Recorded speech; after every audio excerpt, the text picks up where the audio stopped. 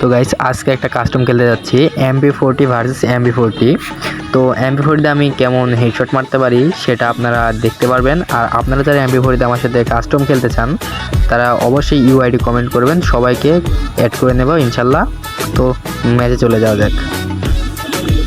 ফুল ভিডিওটা দেখবেন, তাইলে বুঝতে পারবেন যে কেমন হয়েছে আমার হেডশট মারাগুলো। Okay, enjoy the game.